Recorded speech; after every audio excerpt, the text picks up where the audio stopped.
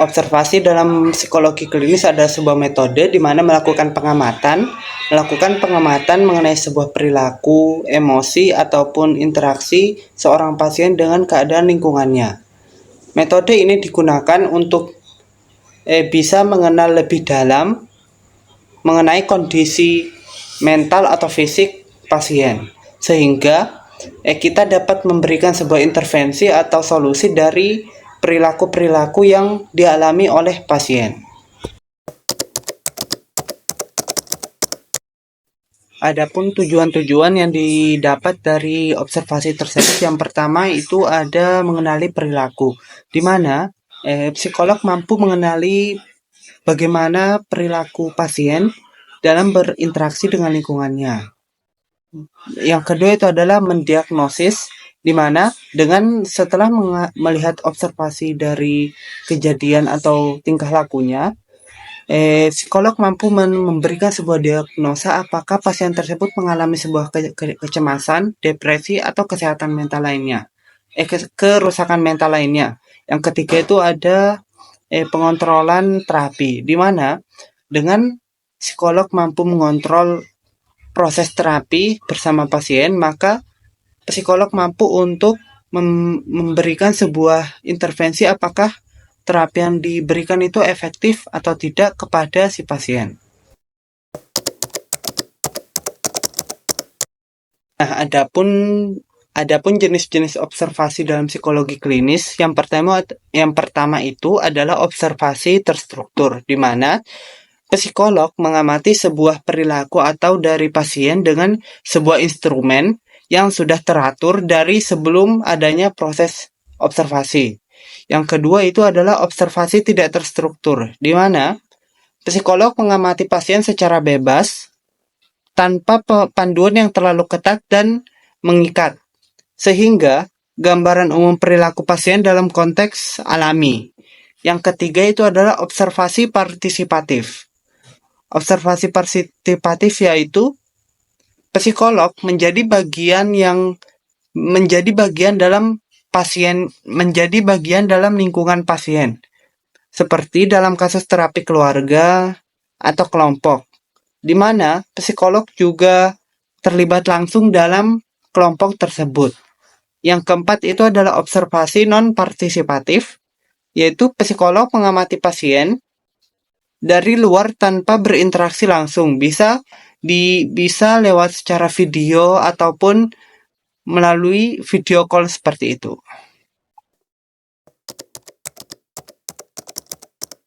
Di dalam observasi klinis ini ada beberapa benefit atau keuntungan yang dapat didapatkan. Yang pertama itu adalah dengan observasi secara langsung kita dapat mengamati dan mendapatkan data secara langsung bagaimana pasien berinteraksi di lingkungannya secara alami tanpa dibuat-buat.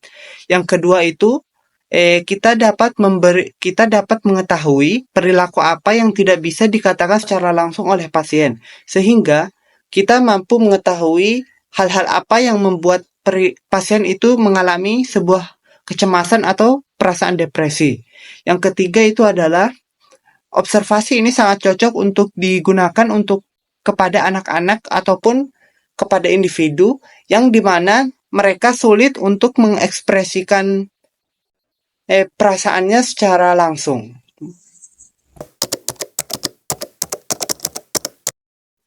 Selanjutnya yaitu wawancara dalam psikologi klinis.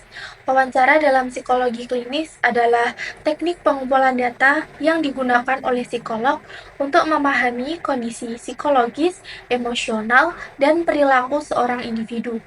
Wawancara ini biasanya dilakukan untuk tujuan evaluasi diagnostik, perencanaan terapi, atau pemantauan perkembangan pasien.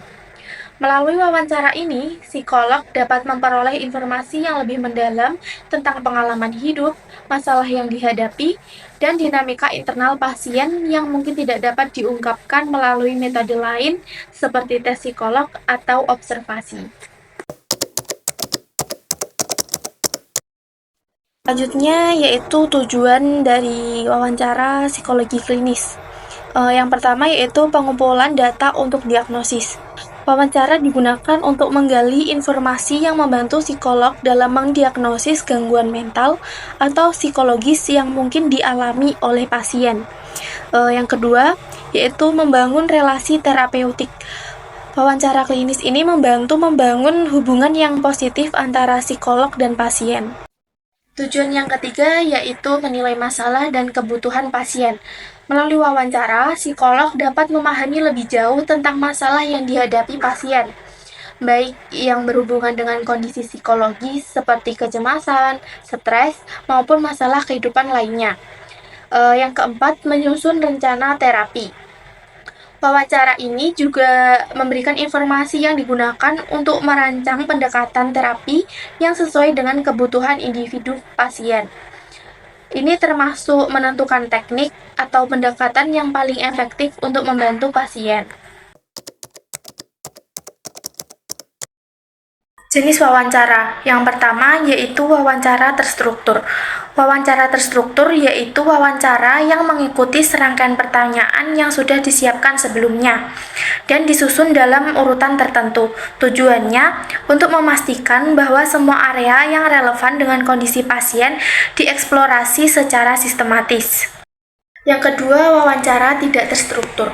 Wawancara tidak terstruktur lebih seperti percakapan bebas antara psikolog dan pasien, dan psikolog tidak mengikuti daftar pertanyaan tertentu, tetapi lebih membebaskan percakapan mengalir dengan bebas, dan memberikan ruang bagi pasien untuk berbicara tentang topik yang dianggap penting bagi pasien.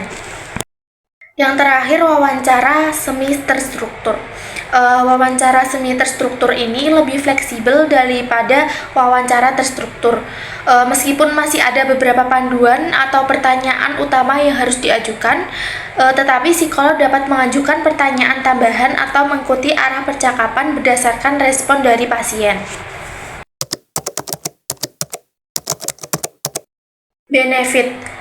Benefit yang pertama yaitu memahami secara mendalam. Wawancara memungkinkan psikolog untuk mendapatkan pemahaman yang lebih mendalam tentang pengalaman, perasaan, dan pikiran pasien yang tidak selalu bisa diketahui melalui observasi atau tes standar. Relasi terapeutik yang kuat. Proses wawancara membantu membangun hubungan antara psikolog dan pasien yang sangat penting untuk efektivitas terapi jangka panjang. Menilai dinamika psikologis. Wawancara memungkinkan psikolog untuk menilai bagaimana pasien berpikir, merasa, bertindak, serta bagaimana masalah mereka mempengaruhi berbagai aspek kehidupan mereka.